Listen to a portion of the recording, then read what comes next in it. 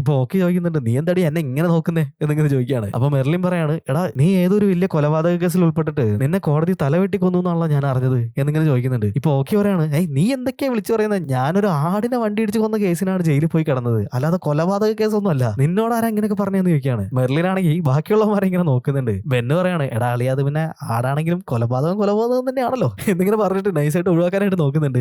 ശരി, 2 മാസം ഞാൻ ഇവിടെ നിന്ന് മാറി നിന്ന് കഴിഞ്ഞപ്പോ നീയൊക്കെ പുതിയ കഥ അടിച്ച് ഇറക്കിയടാ തിണ്ടികളെ എന്ന് പറഞ്ഞിട്ട് അവനിങ്ങനെ നിൽക്കാണ്. സീൻ കൂടുതൽ വഷളാവുന്നതിന് മുന്നേ മെർലിൻ ഇപ്പൊ പറയുന്നുണ്ട്, നമുക്കൊരു കസ്റ്റമർ വന്നിട്ടുണ്ട്, നിങ്ങൾ വേഗം റെഡി ആയിട്ട് അങ്ങോട്ടേക്ക് വാന്ന് പറഞ്ഞിട്ട് മെർലിൻ അവിടുന്ന് പോവാണ്. ഇത് കേട്ട് കഴിഞ്ഞപ്പോ നമ്മുടെ ചെക്കന്മാര് മേക്കപ്പ് ഒക്കെ എടുത്തിട്ട് അവരവരുടെ സ്ഥാനത്ത് പോയിട്ട് ഇങ്ങനെ നിൽക്കാണ്. അവിടേക്ക് വന്നിട്ടുണ്ടായിരുന്നത് ഒരു കപ്പിൾസ് ആയിരുന്നു. അവരിങ്ങനെ ഈ ഒരു ഹൊറർ ഹൗസിൽ കൂടെ നടന്നിങ്ങനെ വരികയാണ്. ഇപ്പൊ ഈ ഒരു ഹൗസിന്റെ ഒരു ഭാഗത്തായിട്ട് നിൽക്കുന്ന നമ്മുടെ ബോറിസിനെ ഇങ്ങനെ ഇവര് കാണുന്നുണ്ട്. ഇവരെ കണ്ടപ്പോ തന്നെ ബോറിസ് എന്നൊക്കെ പറഞ്ഞിട്ട് പേടിപ്പിക്കാനായിട്ട് നോക്കുന്നുണ്ട്. പക്ഷെ ഇവന്റെ ഈ ഒരു കാണിക്കൽ കണ്ടിട്ടൊന്നും ഇവര് പേടിക്കുന്നില്ല. ആ ഒരു ലേഡി ഇവന്റെ അടുത്ത് ചോദിക്കുകയാണ്, നീ ആരാ എന്നൊക്കെ ഇങ്ങനെ ചോദിക്കുന്നുണ്ട്. ഈ ബോറിസ് പറയാണ്, പ്രേതാടോ.